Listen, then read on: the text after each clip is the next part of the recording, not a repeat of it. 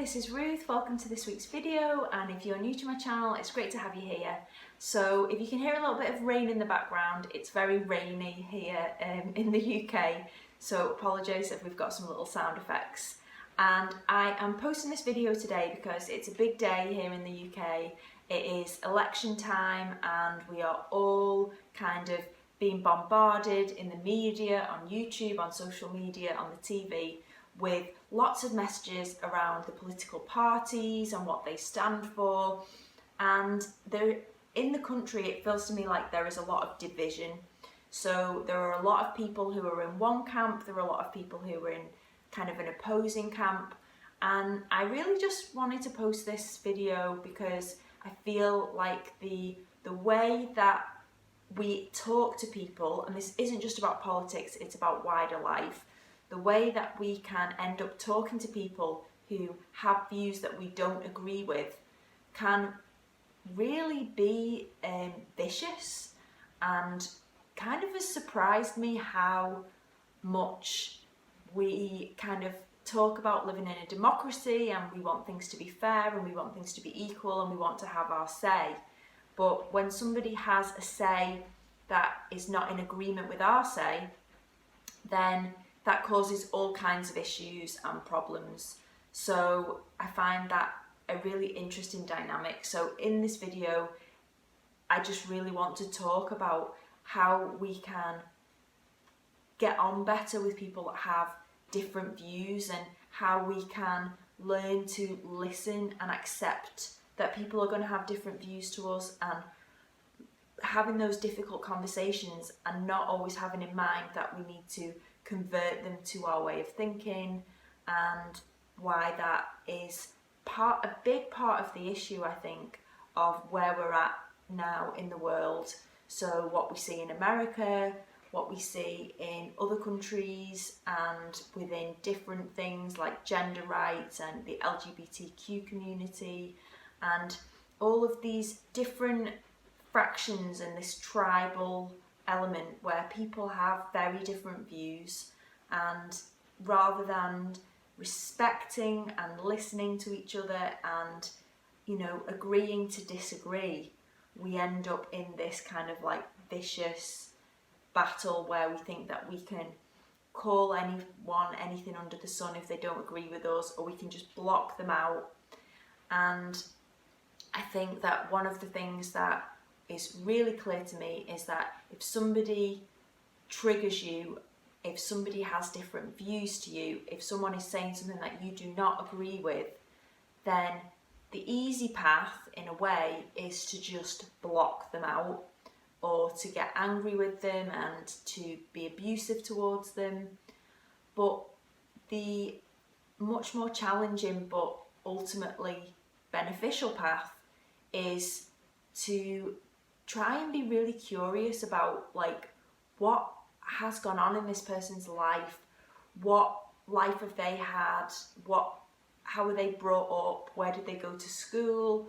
why might they be thinking differently to me. You know, they might have had a very similar upbringing than you on the face of it, but still have radically different political views or world views. And if we just kind of put our views on other people, so say for example, like I want to choose to vote Labour.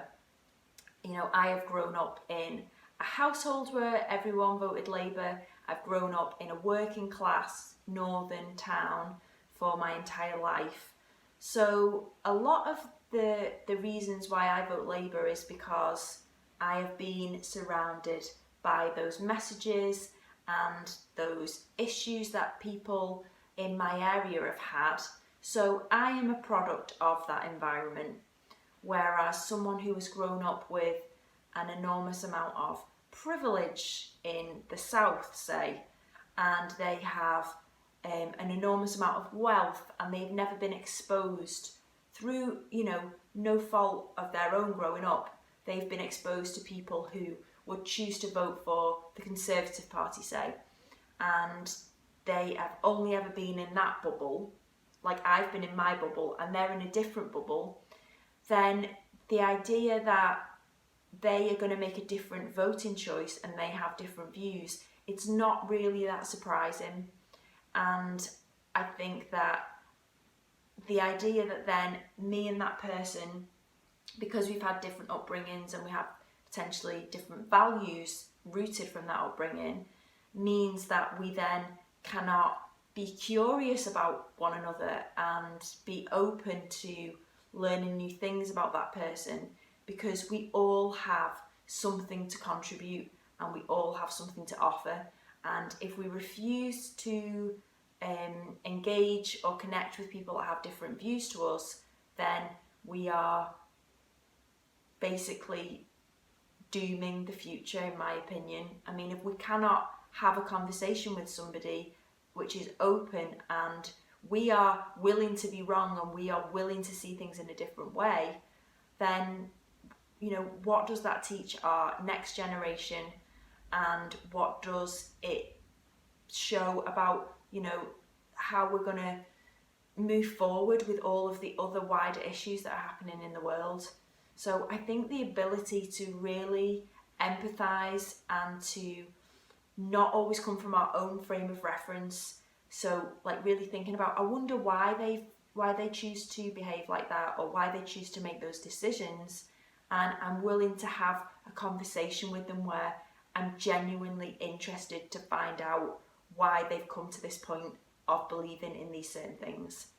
So I just thought this was important for me personally just to put out there today, because you cannot go around calling people, in my opinion, a see you next Tuesday, you know, like use the beginning letters of that, like a very offensive word, and just because they've chosen to vote for a party that you yourself haven't chosen to vote for. And yes, there are many things where we will disagree, but as a human collective, I do believe that we have more in common than we have in difference. So trying to look for those commonalities and seeing